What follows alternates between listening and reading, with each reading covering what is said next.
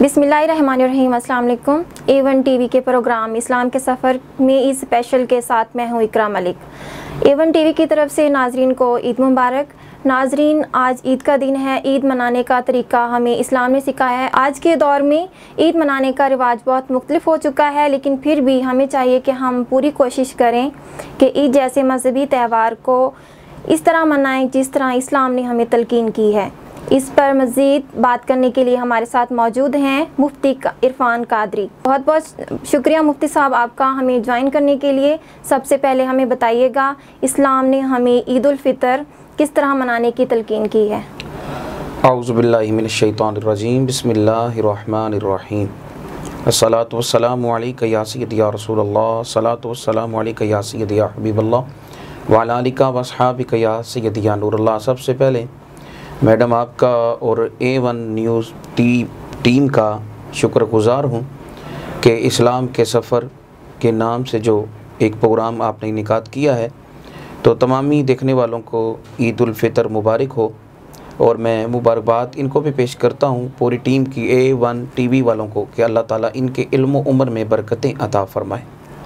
Ma'am ने सवाल किया है कि ईद उल फितर के हवाले से उसकी तारीफ़ या उस पर देखें। ईद का माना खुशी का है। ये खुशी जो है वो मुसलमानों के लिए आई है, क्योंकि हमसे कबल जो उम्मतें गुज़री हैं उनके अंदर लोग जो है वो एक त्यौहार, दो त्यौहार मनाया करते थे, जिसके अंदर वो लव लआब और मतलब जो है उसके अंदर मशरूब और शराब का इस्तेमाल और मतलब नाजायज़ काम जो हमसे कबल उम्मतें थीं। लेकिन उसके बाद जब प्यारे करीम आका अला नबी की अलैहिस्सलातु वस्सलाम आपकी आमद हुई, तो उस पर अल्लाह रब्बुल आलमीन ने आपकी आमद के साथ साथ हमें कुछ चीज़ें तोहफ़े में अता की हैं, जिनमें से रमज़ानुल मुबारक का खूबसूरत महीने का तोहफ़ा है, जिसके अंदर मोमिन मुसलमानों को अल्लाह रब्बुल आलमीन ने फ़जीलत, बरकतें और अज़मतें अता फ़रमाई हैं, जिसकी एक एक घड़ी के अंदर अल्लाह रब्बुल आलमीन ने हमें जो है वो रहमतों का नज़ूल फ़रमाया है अपनी बख्शिश के सामान के लिए। आखिरी अशरे के गुज़रने के बाद ईद, क्योंकि याद रखिएगा कि जब भी कोई इंसान किसी भी डिपार्टमेंट में काम करता है, तो याद रखिए कि वो जो है हमेशा महीने पर काम करने के बाद उजरत हासिल करता है। उसको डिपार्टमेंट या महकमे की तरफ से उजरत दी जाती है, तनख्वाह दी जाती है।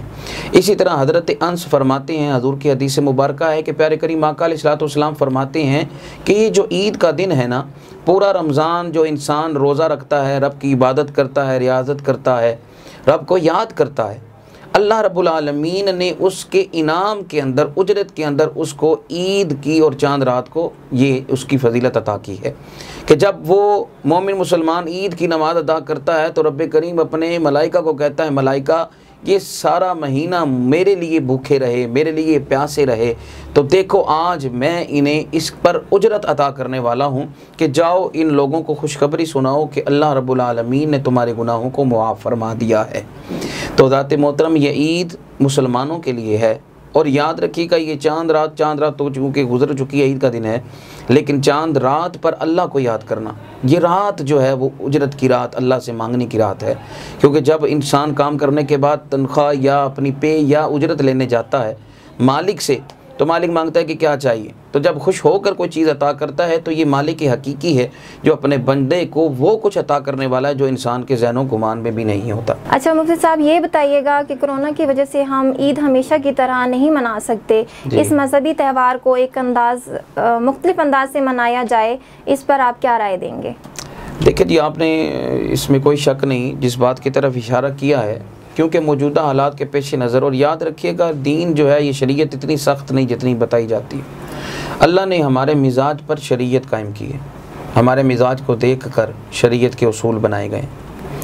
तो इसलिए कि दीन इतना सख्त नहीं है, क्योंकि एक मजबूरी के तहत एहतियात तो हमें ज़रूरी है। मेरे आका का फरमान भी है कि एहतियात करना हमारे लिए ज़रूरी है, क्योंकि ये एक मूज़ी वबा है जो एक इंसान से दूसरे इंसान में मुब्तला हो सकती है। उस सूरत के अंदर हम नमाज तो नहीं छोड़ सकते, लेकिन एहतियात ज़रूर कर सकते हैं। सैनिटाइज़र वगैरह यूज़ करें, उसके साथ जो है दोस्त अहबाब मास्क वगैरह यूज़ करने, और मस्जिद के अंदर ये है कि मुसाफ़ा और जो है वो गले लगने से गुरेज करें, लेकिन जमात के साथ जो ईद की नमाज़ है वो लाजमन अदा करें एहतियात के साथ। जिस तरह डिस्टेंस बताया गया है कि 1 फुट के साथ रख कर, लेकिन जाएं ज़रूर अल्लाह के घर में, क्योंकि ये रब के घर में जब ईदी लेने का वक्त है। एक ईदी होती है माँ बाप से ली जाती है, तो खुशी में आके माँ बाप कितनी ईदी देते हैं। तो लिहाजा अगर माँ के प्यार का अंदाज़ा इंसान नहीं लगा सकता तो मुझे बताएं, जो एक मालिक हकीकी है अल्लाह रब्बुल आलमीन, तो 70 माओं से ज़्यादा प्यार करने वाला है, उसके प्यार का अंदाज़ा हम कैसे लगा सकते हैं। तो ये दिन अगर माँ से ईदी ली जाती है तो इसी तरह अल्लाह से भी ईदी लेने का दिन होता है। तो इसलिए अल्लाह के घर में जाएंगे तो ईदी मिलेगी, जब माँ बाप को मिलने ही नहीं जाएंगे तो ईदी नहीं मिलेगी। इसी तरह अल्लाह के घर में नहीं आएंगे, रब से मुलाकात, रब के मुलाकात करने का तरीका क्या है, वो नमाज है। तो ईद की नमाज जब हम अदा करेंगे, सजदा रेज़ होंगे, तो मालिक हमें ईदी अता करेगा। ईदी हमारी गुनाहों की बख्शिश भी हो सकता है, हमारे गुनाहों की मुआफ़ी भी हो सकती है, हमारे दराजात की बुलंदी भी हो सकती है, हमारे बच्चों की आने वाले मुस्तकबिल के लिए नेक तमन्नाएँ हो सकती हैं, तो हमारे रिज़्क़ की कुशादगी भी ये हमारी ईद बन सकती है। तो इसलिए घबराएं नहीं, एहतियात ज़रूर करें। ईमान वाले को तो घबराना नहीं चाहिए कोरोना से, क्योंकि घबराएं तो वो जिनका ईमान ना हो। हमें तो अल्लाह पर यकीन है, अल्लाह के महबूब पर यकीन है। हमारी तो ऐसी, क्योंकि दीन इस्लाम ऐसा खूबसूरत मज़हब है कि इसके अंदर तो हम जानते हैं, हमारा ईमान है कि हजूर अगर जंग के दौरान किसी सहाबी के अब लाबेदान निकाल कर कटी हुई बाजू को जोड़ सकते हैं, तो ये कोरोना की बीमारी भी इससे भी हमें निजात अता फरमा सकते हैं। लेकिन मांगने का अंदाज़, कुछ हमारे अमाल ऐसे हैं, कुछ मुल्की हालात ऐसे हैं कि जिस पर ये पूरी दुनिया पर ये बीमारी, मूजी बीमारी मुसल्लत है। लेकिन इस ईद की नमाज अदा करने के बाद एहतियात के साथ मुसाफ़ा और गले ना मिलकर भी आप ऐसे भी ईद मुबारक कह सकते हैं। इस तरह ईद मुबारक कहकर एक दूसरे को देख तो सकते हैं, इतनी तो गुंजाइश बाकी है। तो जब आप ईद की नमाज व जमात अदा करने के बाद दुआ करें, तो ये कबूलियत की घड़ियों में जो है वो अपने मुल्क के लिए और इस दुनिया के लिए दुआ करें कि अल्लाह रब्बुल आलमीन हमें जो है वो इस मूजी वबा से हमें निजात अता फ़रमाए, महफूज फ़रमाए।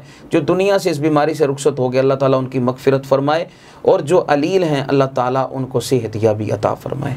आमीन। अच्छा मुफ्ती साहब, ये बताएं, इस्लाम ने हमें ईद पर कौन कौन से अमाल करने की इजाज़त दी है? देखिए जी, इसमें ईद वाले दिन जो अमाल करने की इजाज़त और जो दीन ने बताया है, सबसे पहले कि मेरे आका की सुन्नत मुबारक हैं कि सुबह उठकर नमाज फ़जर अदा करना, उसके बाद जो है वो गुस्ल करना सुन्नत है, नए कपड़े पहनना ये भी सुन्नत है, ठीक है, एक रास्ते से जाना ये भी सुन्नत है।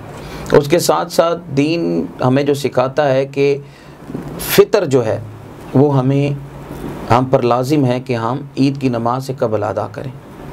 फ़ितर जो है इस साल की हमने जो पढ़ा है, जो गंदम के हिसाब से 150 रुपया फ़ी कस है, 150, और अगर अल्लाह ने किसी को तौफीक दी है तो वो किशमिश के बराबर जो है वो फ़ितर अदा करे, वो 1500 फ़ी कस आता है।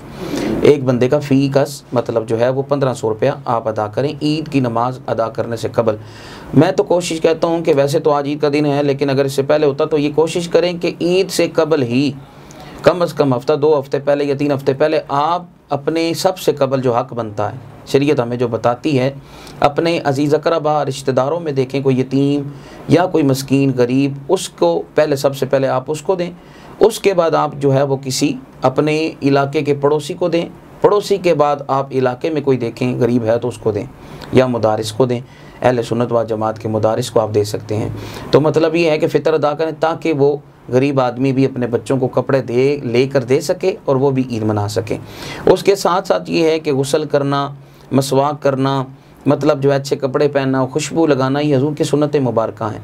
फिर ईद वाले दिन जो है वो अपने वालिदैन की कब्र पर जाएं, ठीक है, उनसे जाकर ईदी मिले। जिनके वालिदैन दुनिया से रुखसत हो गए, उन्हें चाहिए कि अपने वालिदैन की कब्र पर जाकर उनकी मग़फ़िरत की दुआ करें। दोस्त अब आपसे मिलें, ठीक है, कि इस दफ़ा उस तरह नहीं मिल पाएँ, लेकिन ये है कि उनसे मुलाकात ज़रूरी करें। इलाके के अंदर कोई इंसान जिसका वालिद या किसी के घर में कोई डेथ या इसी महीने या इस महीने से कबल हुई हो, तो आपका हक़ बनता है कि हुकूक में आता है कि आप जाकर उसके घर में उसके वालिदैन की मग़फ़िरत की दुआ करें।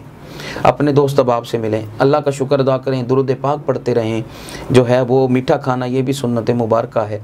तो ये चीज़ें हैं जो हमें ईद वाले दिन हमें जो है वो करनी चाहिए, और हमें शरीयत इन अमाल के लिए कहा जाता है।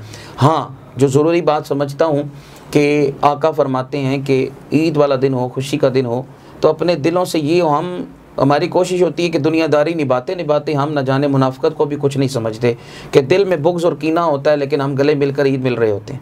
तो ये बहुत ज़रूरी बात समझना चाहता हूँ कि हाथ जोड़कर आप लोगों से ये गुजारिश करूँगा देखने वालों पर कि आज जो है 1A1 TV की इस वसादत के चैनल की वसादत से कि आप लोग कोशिश करें कि जो दिल से जो कुदरत है किसी के लिए नाराज़गी है तो उसको दूर करें अल्लाह की रज़ा के लिए। आज आप किसी को माफ़ करेंगे तो कल अल्लाह की ज़ात आपको माफ़ फरमाने वाली है।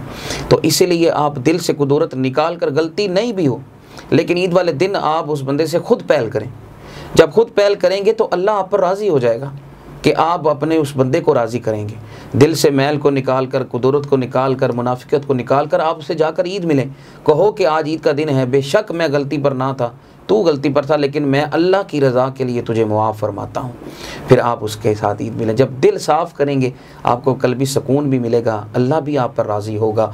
और जब अल्लाह राज़ी हो जाए, उसका महबूब राज़ी हो जाए तो कायनात इंसान की संवर जाती है। जी, और आज की अच्छी बात में आपके साथ शेयर करूंगी हज़रत अली का फरमान, मोमिन के लिए हर वो दिन ईद का दिन है जिस दिन वो गुनाह ना करे। इसी के साथ प्रोग्राम का इख्तिताम होता है। हाजिर होंगे नए मौजू के साथ, तब तक अपनी मेज़बान इकरा मलिक को इजाज़त दीजिए। अल्लाह हाफिज़।